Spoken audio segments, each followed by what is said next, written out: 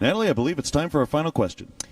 Our question comes from Alexandria, and here it is, gentlemen. What role will CBD oil have in Idaho's future in your administration?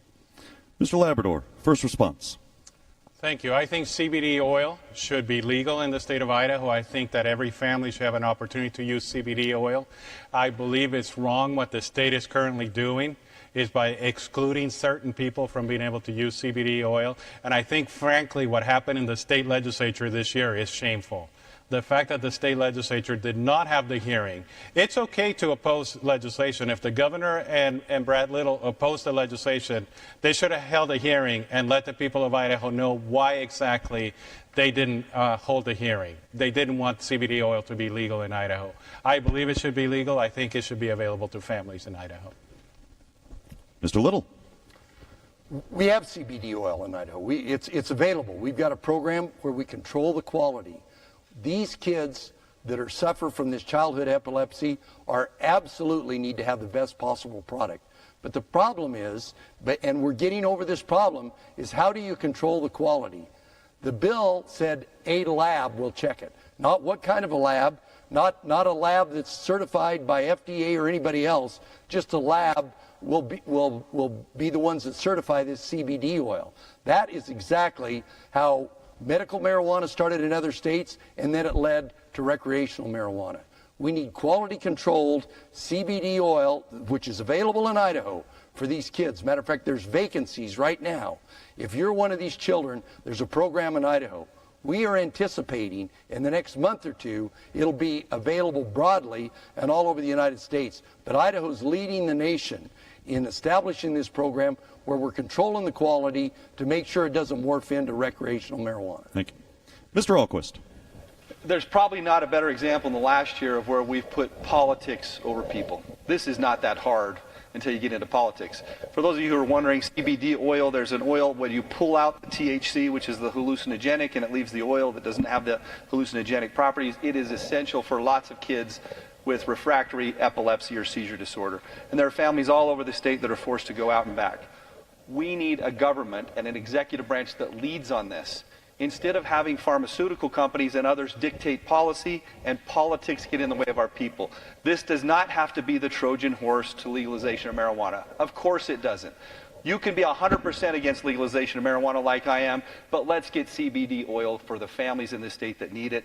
Absolutely. It's easy if we put these people over politics and actually lead from the executive branch of government. And I think if you look back this year, this was a colossal failure and shows how politics get in the way of our people. Mr. Labrador, 30 seconds.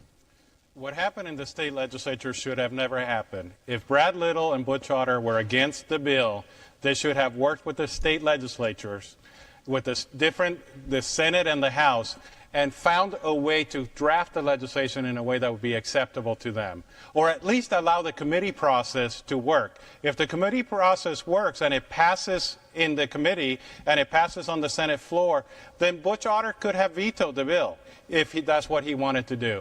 But to get in the way, to actually have a backroom deal to make sure that the bill did not even make it to the floor, that will end with the Labrador administration, and we will make sure that things are held in the open and that the people of Idaho are heard and that the people of Idaho are respected. Mr. Little.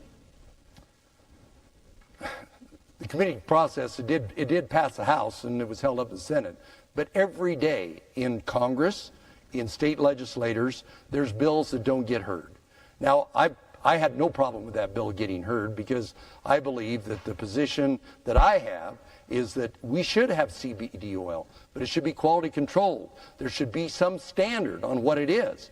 Because if you don't have a standard, it is literally the camel's nose under the tent to start off with recreational marijuana or medical marijuana and then get to recreational marijuana.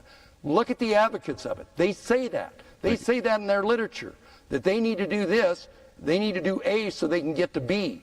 We're saying we've got a program in Idaho that's admired by all the states that don't have medical marijuana. Thank you. Our program is the lead program to do that. Mr. Alquist. I'm glad I have 30 more seconds. Most of these issues, as you study them, follow the money. Many of you have not heard about PBMs. Go home and Google it today, pharmacy benefit managers. There's an entire industry between the pharmaceuticals and big insurance companies. It is time to break this up for the people of Idaho. Follow the money on most of these decisions from career politicians. It's in Washington, it's here, and we need to start representing our people, and we need it now. We cannot afford in healthcare, all sorts of healthcare, which CBD oil is part of. The joke has been on us long enough. Go Google it tonight and you won't be able to sleep, so I'm sorry to leave you as my last thing. I told you today that. Thank you.